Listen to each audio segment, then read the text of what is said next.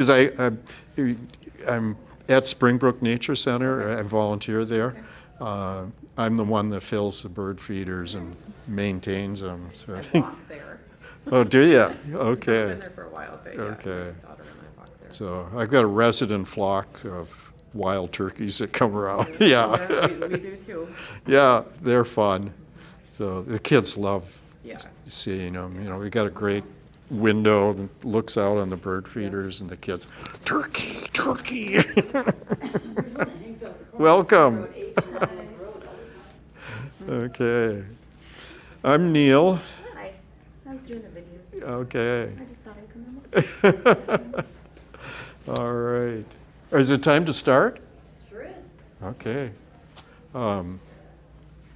I really don't have a program, I'll tell you that right off. I'm going to depend on questions and answers probably, so you can stop me anytime. I'm Neal.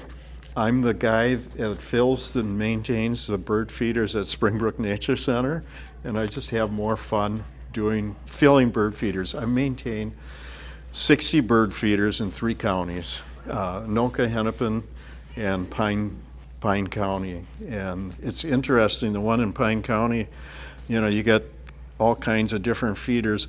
That one has to be squirrel proof, which is, you know, that's a challenge in itself. Raccoon proof, which is more of a challenge than a squirrel because they got a lot more power. And bear proof, and that one really got me. It's a feeder. I was just telling her that I've got pulleys and ropes, 2 ropes and a set of pulleys, and you can lower the thing down, fill it, and I've got 2 baffles above it because I've learned with 1 baffle, the squirrels can sometimes get around it. With 2 baffles, I haven't seen a squirrel get around 2 baffles yet. So that's my one trick if you got squirrel problems. But squirrels are tough. You got to be away from trees and buildings, and because they jump down. And I've got it solved at Springbrook. I've got pole feeders with 4x4 poles in the ground that have feeders attached to them on brackets. And that, come on in. Oh, okay, we're talking about bird feeding. So, you got bird feeders? Yeah, but throw them straight because on the squirrels they're just killing me. I've got a guaranteed thing with squirrels. Don't put any feed in it and the squirrels won't come around. Yeah, I got a Cadillac one, but the birds are so used to the feeder I have. It's just a big ladder, an industrial ladder. And I got a board on top, and I just put it on top there. So now I got a screen on top of that, and the squirrels can't get to all of it, but they're pretty smart. Everybody says squirrels are smart. I'm not sure. They're good at being squirrels. That's for sure. But I'm not sure how smart, what their IQ is, but they're very persistent. Yeah, they'll try, and they'll try, and they'll try. At Springbrook, I'm filling the feeders sometimes, and I've got a little ladder that I use, a 2-step ladder, and it's got the safety cage here, so I can go up and down and fill the feeders. And it's really interesting.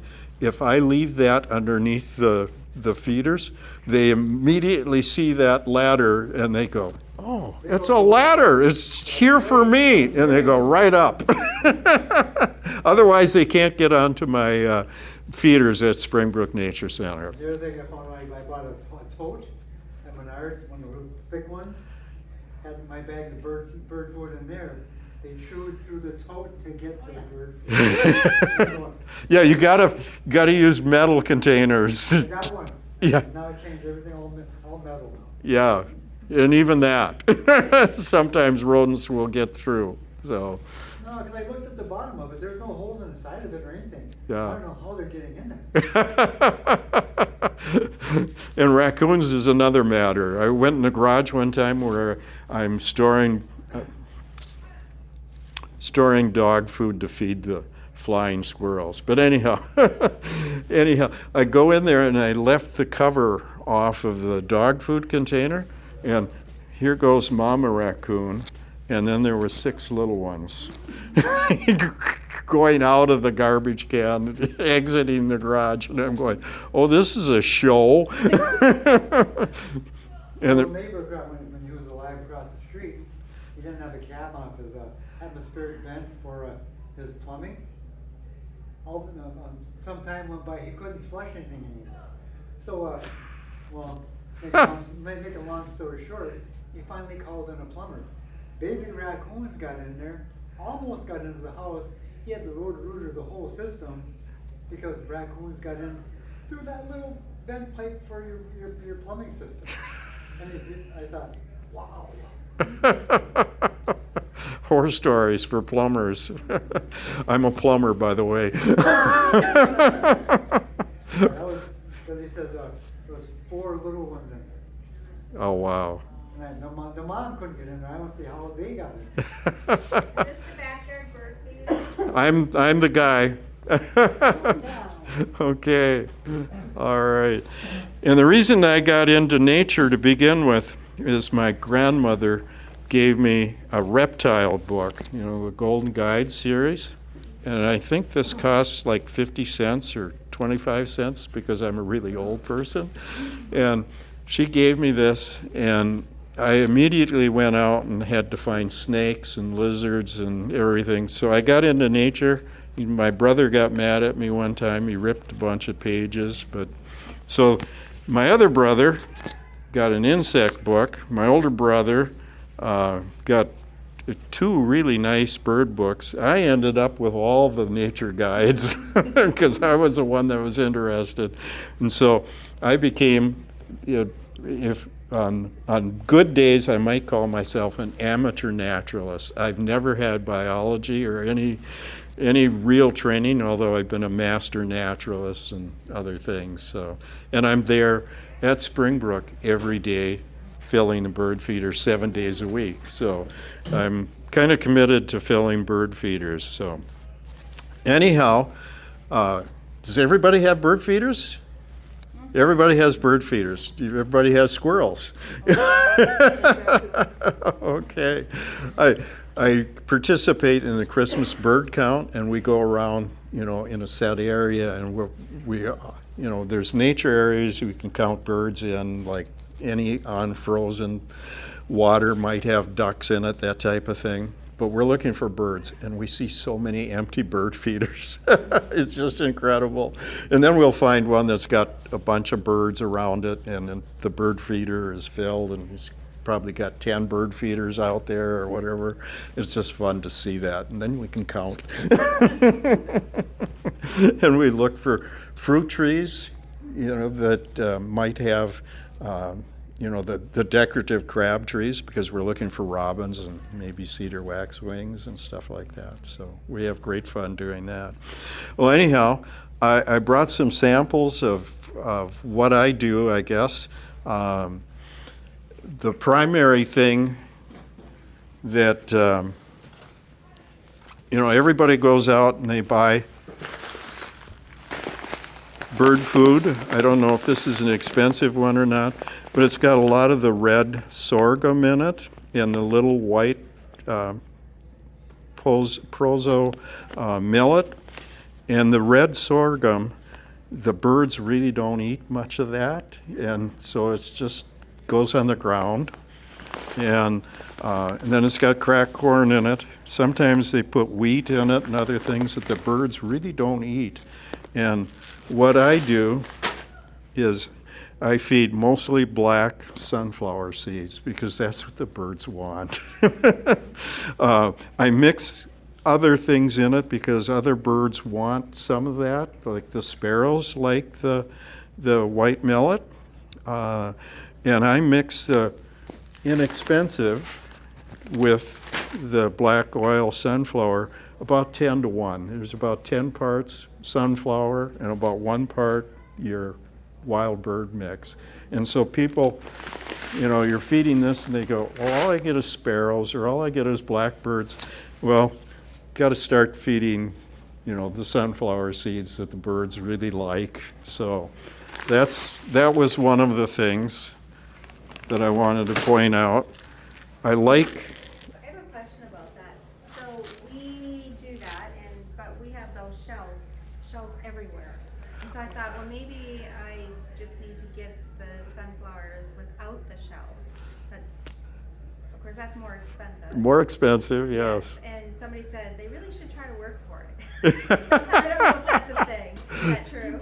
Well, I think it's fun to watch a chickadee, for instance, peck and peck and peck to open up that shell. I mean, they do that, and if you've ever held a chickadee in your hand, you know, if you're not looking, there's not much weight to a chickadee. I think you can mail a chickadee for a postage stamp, probably more than one chickadee, you know, because they just don't weigh anything. At Springbrook, we used to do bird banding, and I've had chickadees in my hand many, many times. And I know that because they bite me. You got to be really careful. Have you done bird banding? Okay. They're really cute. They bite really good. Cardinal is another one that likes to bite. But so we really watch it. We often let kids release birds. You know, we'll hand the bird to them and let them release it. It gives you, I didn't know kids could smile that, you know, ear to ear, but they really do that. So the shell is a problem. At Springbrook, I take a broom rake and rake that away from it because, you know, you could spread disease with that type of thing. But I'm going through a lot of food, and if you're just got one feeder, I would say raking it might help. Is it on a deck or? Yeah, that's the problem. It's on a deck and then it falls on the ground and but it's kind of like, you know, because they're always like picking out what they don't want. So I think somebody eventually eats it, whether it's the squirrel or the raccoon under the deck, yeah. Yes, yeah. So I think it's fun to watch them crack the shells open, and this is what, you know, this is what birds do. So the other part with that, they're also defecating, and yeah, it's good to do sanitation on the ground. So, but you can, you know, buy the bird food. You know, just the chips. These are chips, but you can get the whole kernel too without the shell. So and I like to use these containers for a couple of reasons. It's got a really large cap, so I'm not losing it in the snow and other things. And it's real easy with mittens to do this and pour it into a feeder, that type of thing. So some of the things I'm putting in specialty foods, I'll put in some of these containers like this, just because it's convenient for me. And the other thing that I am concerned about food, people like to have goldfinches around because they're such a pretty bird. Although in the wintertime you wouldn't know it, they're kind of, these are birders. People say, what is that bird out there? It's a goldfinch. And they go, no, I know what a goldfinch is. It's not that. And I go, yeah, they're in their winter dress. Anyhow, with thistle seed, I'm told that it gets old after a while, and that's my experience too.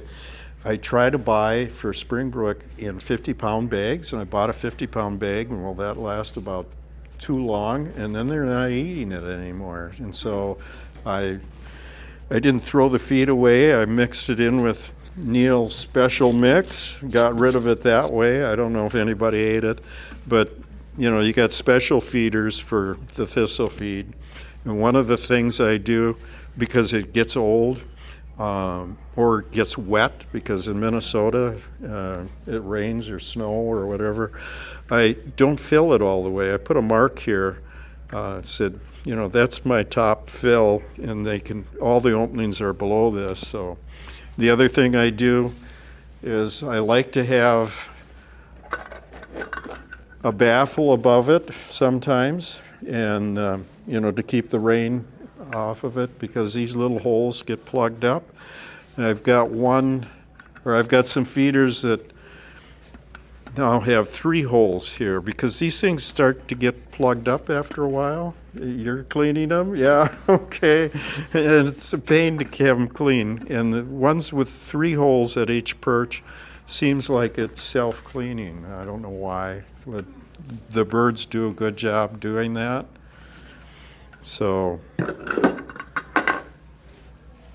and as long as we're talking about thistle food, you got to clean these things all the time, because junk will build up in the bottom.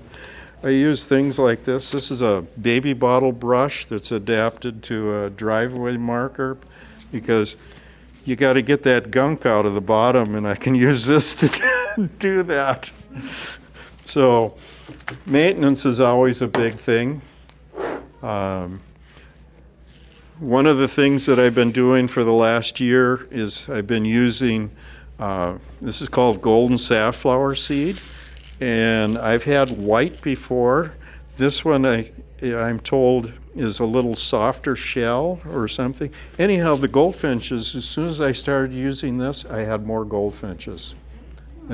Everybody says, and I've experienced that, the goldfinches are here for 2-3 weeks, and then you don't see them for a month. And now that I'm feeding this and the thistle feed, I seem to have goldfinches all the time at Springbrook now. So that's one of the tips. It's a little more expensive, but squirrels don't like it. Yeah, so that might make a difference. I do feed the squirrels. They can't get on my feeders at Springbrook, except I've got 2 or 3 feeders between trees, and they can get on those. And the pole feeders, they can't get on them except for the flying squirrels. But they're so cute. I don't mind, and they don't eat much. A gray squirrel, it seems like they can go that's probably a day's worth for a gray squirrel. I don't know where they put it, but yeah. Linda's shaking her head, yes, back here. They can go through a lot of food, and they're all day, Yeah. And the flying squirrels, they're not so big, they don't eat much, and they're extremely cute. Most people have flying squirrels if you have trees, but they don't know it because you don't have lights on them. And until you put the lights on them, you don't see the flying squirrels because they're only out at night. But they are real cute. And it's supposed to be talking about birds, Neal. I've put a peanut. I've only seen flying squirrels twice during the day. And it's funny because you can walk right up to them. I mean, this close to their face. And they don't seem to be afraid of humans. And I've put a peanut on my hand and had them crawl out and grab the peanut and go away. One looked at my hand and bit at it, and it scared me. It didn't bite. It just what is this? But he crawled out on my hand, grabbed the peanut, and I thought that was great fun. What else? You've got multiple types of food. So you've got the black seed, you've got sunflower, whatever. How far apart do you want those feeders? Like, is it more about where I want to see the birds, or is there a prescribed distance I should keep them away from each other? Good question. Both at home, my feeders are all in a tree because I'm on second floor. I'm in a duplex, but it's a first floor, second floor type thing. And so my bird feeders at that house is up high. Otherwise I can't see them. They're down here.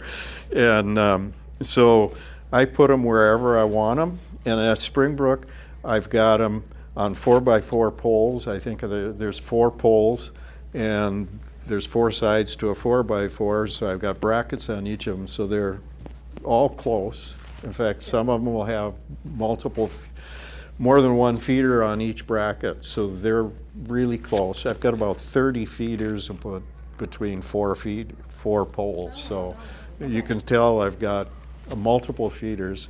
I spoil the birds at Springbrook really well. I feed them everything. You can see my array of foods here. One of the things I like to feed is the whole peanuts because I love blue jays. And blue jays, you put those on a platform feeder, and within about 10 minutes, the blue jays have found them. They send scouts out. You see the blue jays flying high sometimes, and I think they're looking, and then of course they're screaming as soon as they find food, and then the gang all comes. They Because they're trying to beat the squirrels. And it's funny with the blue jays. They'll take the whole peanut and they'll weigh it. Pick it up, and they'll go like this, and they're weighing that peanut to see if there's anything inside or whatever. Or they want the heaviest one, they'll pick up another one, whatever, and then they'll put that peanut down their gullet. They don't have a crop, but they'll put it down their gullet, and then they'll put another peanut down their gullet. I'm not talking about kernels. I'm talking about the whole peanut. And then they'll put a third one down there, pick up the fourth one, and fly away. And I'm going, whoa. And I always thought they were putting them in cracks and trees and holes and stuff, but they bury them. They might be putting them in tree holes and crevices too, but they bury them even in the wintertime. And I'm going, what good does that do? Burying them in the snow. The squirrels must find most of them. Squirrels have good sense of smell. Birds usually don't have much of a sense of smell, unless you're a buzzard or a seagull. They don't smell very well. Well, if they're dead, they might smell, but and anyhow, but I love feeding whole peanuts. Squirrels really like them too, but the blue jays, and then the woodpeckers. All the woodpeckers like peanut products of any kind. They just love them. Everybody says, how do I attract the pileated woodpeckers? And I say peanut butter. And I love feeding peanuts in all kinds. This is my homemade peanut feeding thing. I put peanut butter. This is my mix. I mix wild bird food in there with peanut butter. So I'm using whole peanuts. I'm using peanut butter type suet cakes. And I'm real fussy. I just don't buy any of them because if you look at the color on them, it's a lot of corn. Sometimes if you read the ingredients, they'll have wheat in them and flour and other things. There's a lot of recipes for making these things. People will put this in a cage and hang it out there, and it'll last for months. And I'm going, if it lasts for months, you're really not feeding birds. There's something wrong here. So get the ones that have a lot of peanut in it, and woodpeckers like peanut products. That's what I've discovered. So I buy big jars. Actually, I volunteer at a food shelf. They save peanut butter for me, which is too bad. Somebody might go hungry. I don't know, but I don't do a lot of that. Another thing with woodpeckers is suet. I buy this at a grocery store, Bob's Produce in Fredley. I'll give them a plug. And I cut it up because there's membranes in here, and the birds have a little trouble separating that or whatever. Anyhow, I cut it up and put it in a suet cage. What else do I do?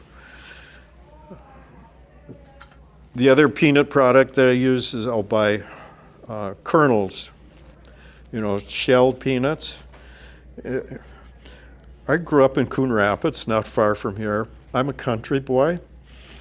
because it was 1950s and it was all farms at that time, or you worked in the city. You drove into the city to work. So I'm a country boy, and you go and everybody says, well, I've been to Coon Rapids. That's not country. I said, well, I had a barbed wire fence around our yard to keep the cows out. Does that mean anything? Or the pigs? So I'm a country boy, but you'd never know it now. So I put peanut kernels in something like this. Actually, I'll put sunflower seeds down here and then put kernels in it, because otherwise the peanuts get gunk on the bottom, and you really don't want old peanuts spoiling, because there's a fungus that grows in there, and that's poisonous to people. I'm assuming it might be poisonous to birds. So you want to keep your peanut feeders clean if you can. So I put sunflower seeds down here, and then I dump it out occasionally when it gets down to the bottom. So Can I ask about the corn? Do birds eat corn, or is that really so you can share it with us? yeah, this is good food for turkeys, squirrels. Blackbirds love corn. So red-winged blackbirds, I have a lot of blackbirds at Springbrook. We used to have a lot of yellow-headed blackbirds at Springbrook, and we don't have hardly any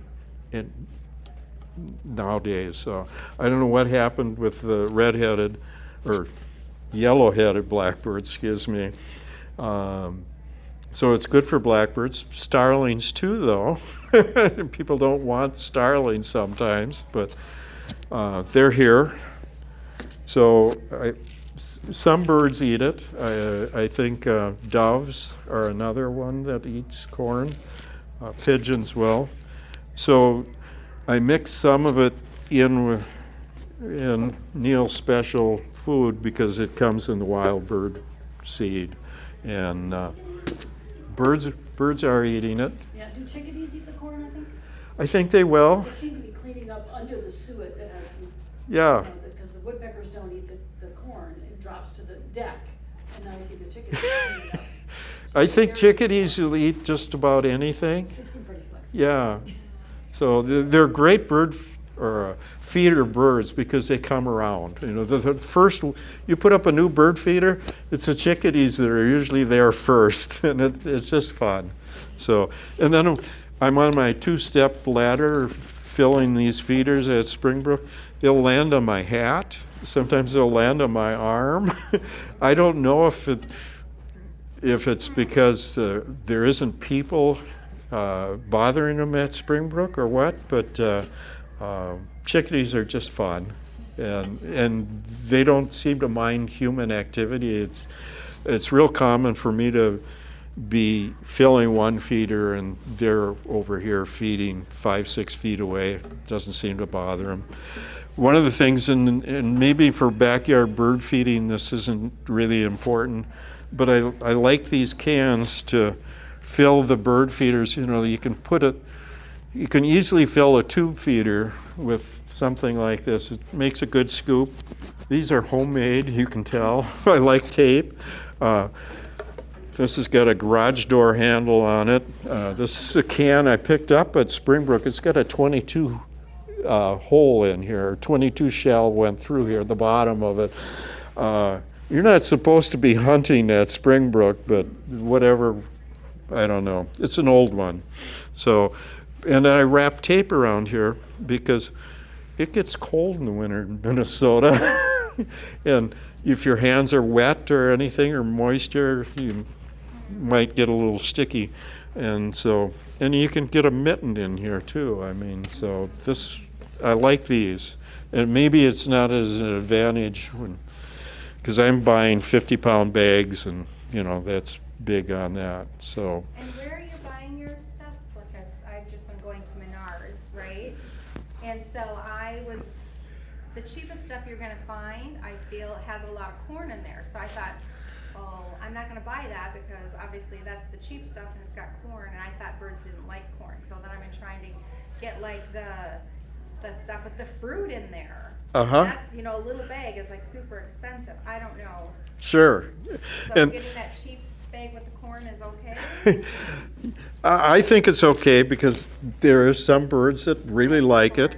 Okay. And what I'm doing is 10 to 1. You know, the black oiler, sunflower seeds, and then a little bit of the wild bird food to bring in other species. And so that's probably, if you listen to me at all and leave with one thought, you know, serve black oil sunflower seeds and then a little bit of something else. And yeah. And I'm not sure if the birds really like that fruit mix. It's too expensive for me to buy. Springbrook doesn't want me to buy premium food necessarily. They want the cheaper stuff. You know, that's why we're buying it from Anoka Independent Grain and Feed is where I buy a lot of my supplies. And I don't know if they're that much cheaper. So at one time I had a woman come in and said, well, where do you buy your food? And I said, at that time I was buying quite a bit of it at Fleet Farm because we had a mill that went out of business and we were setting up an account in Anoka. And so I was buying it at Fleet Farm.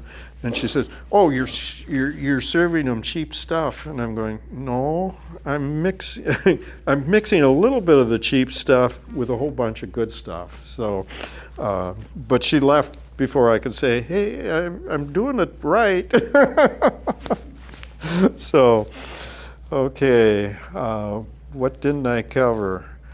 I didn't talk about a lot of, we got tube feeders, we got hopper feeders, we got squirrel-proof feeders. I'm not sure if squirrel-proof feeders ever really work well. They've never really, Linda, you're shaking your head. The squirrels love them. Your squirrels love them. And the naturalist that I talk with, socialize with quite a bit, the Sia Sinclair, he was the former director at Springbrook. Naturalists go to him to ask questions. I mean, this is a master naturalist type of guy. And he says, yeah, those squirrel-proof feeders, none of them work. I haven't tried the one that's got the motor in it. I think that would be fun to watch the squirrels. But they're $150, so I don't buy that one. And I'm not having a big squirrel problem. Where I move in I'm living in Golden Valley now. It's the furthest I've ever lived from Springbrook, I think. And I'm not sure, I'm going to have squirrels there, I'm sure, because they can jump from the deck up above down to the squirrel feed or the bird feeder. But they haven't done that yet, so I'll see. Somebody said, they watch the squirrels through their scope. Yeah. And as I told the gentleman to come in, just don't put bird food out there and you won't have squirrels. But squirrels are great fun to watch. They are. You know, they do all kinds of, I had one, I talked about these these pole feeders I got at Springbrook. They were designed by Boy Scouts, and then I re-engineered them to keep the squirrels off. And one of the things we had to do with them, because we did bird banding at the time, was I had to be able to lower the feeders down. Well, we got to keep them up so the deer can't get them, because we don't want to be feeding deer. It spreads disease from one deer to the other. And so I had to be able to raise and lower these. So we made them do that. And where was that going? I lost my train of thought. Squirrels. Engineered Yeah, engineered it so we could put traps on them to catch the birds, to do the bird banding, and so it had to be lowered down. So I was having trouble to begin with. I had a tube feeder. You can see the long yellow one there, yellow topped one. And I had it out on the bracket quite a ways from the pole, and the squirrel would run up and he'd jump just before this baffle, he's got a round baffle, and he'd run up and jump just before that, and he'd catch the bottom of the feeder. And then once he got on that feeder, he could go to all the other feeders, and I'm going, oh, geez, this isn't working. So I took that feeder down and put a short one down up there. And so now I watch the squirrel, and he runs up, misses the baffle, and he goes like this, and there's no feeder there. And it was great fun to watch. I think he only did. Squirrels, by the way, land. They say cats land on all four. Squirrels always do. They fall out of trees too, which sounds funny to have a squirrel fall out of a tree, but they do fall out once in a while. They always land on 4 feet, and they go right back up. And that squirrel kept trying to get into the feeders, but I fooled him. So. What about hummingbirds? Did I? Oh, yeah, we didn't talk about hummingbirds. Got about 5 minutes. Oh, okay. Yeah. This is my trick, or I don't know if it's a trick or not. 2 things. I like the ant moat. You put water in here, and it keeps the ants out because they don't like swimming. And I buy these at the dollar store, so they're real cheap. And you got to clean. Hummingbird feeders are a pain. I love watching the hummingbirds, but they're a pain. You got to clean them all the time because there's a black fungus that grows in there or whatever.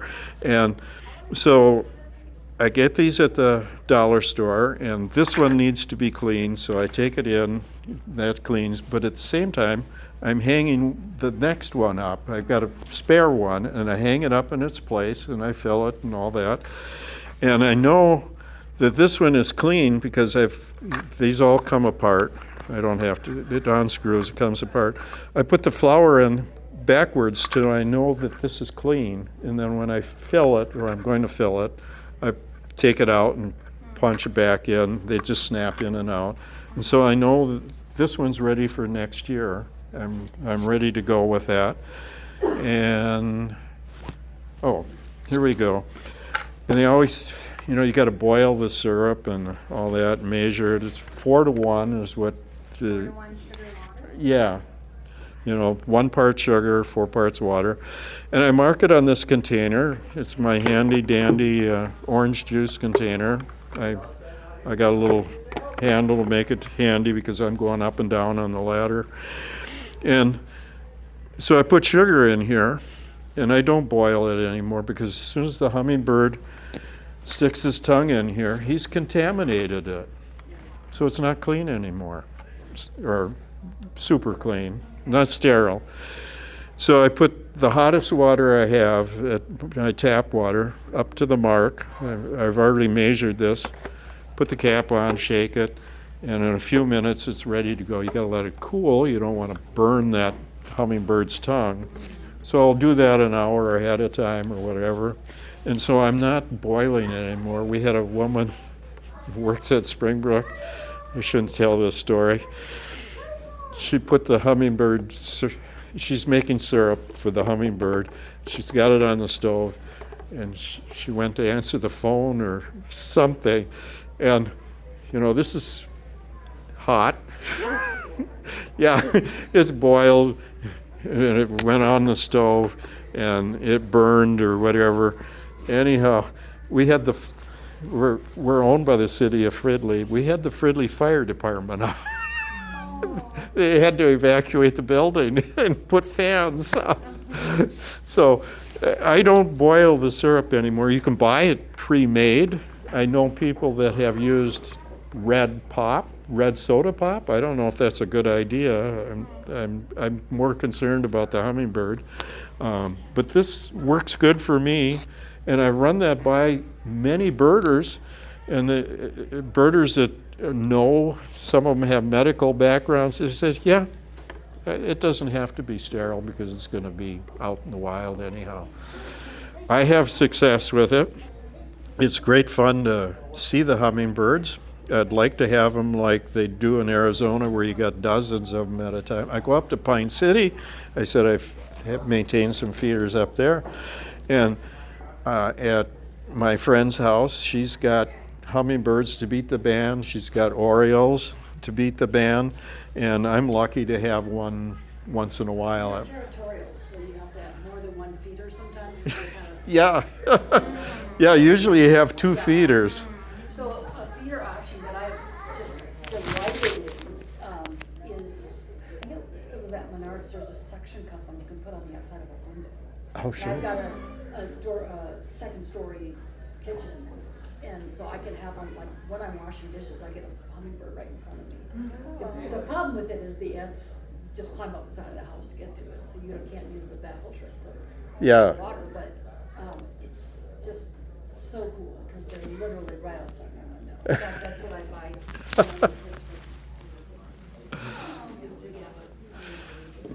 Then I go to take that one down to the bears, because it's on the second story window, so I don't have to take it down. You hope the bear doesn't go after it. Better not climb up the side of the house. Well, you got hummingbirds with the sugar water, okay, and the other bird that we like to often have is the northern oriole, or Baltimore oriole, whatever it's called nowadays. I got this a few years ago, and it works really good because you can put the grape jelly jar right in it, or right on it, and it's self-feeding. You got to clean them once in a while because everything gets gunky, especially around birds. And sometimes there's a little airlock with the jar or something. It's got a little propeller in here to pull it down, and the birds seem to like it. Also, with when you're feeding grape jelly, they also like oranges. You know, if you do that, usually what I'll find is the orioles like the oranges to begin with, and as soon as they find the grape jelly, they quit coming to the to the oranges and do the grape jelly. And so, pardon? It needs to be grape jelly? Like it can't be I forgot my hearing It's aids. like orange marmalade. a different kind of jelly? It has to be grape? Oh, Or is it just any jelly? I have tried other jellies and I've had no success. But they like grape jelly.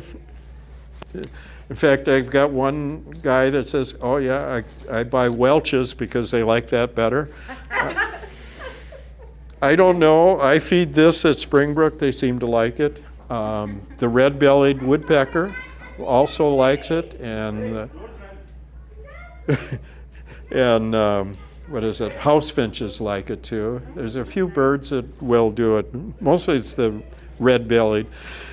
I've got a naturalist friend, and I think it's funny. She calls the red belly the bully bird. Linda's shaking her head. Yes, yes. I don't know about that one, but there definitely are bully birds in my yard.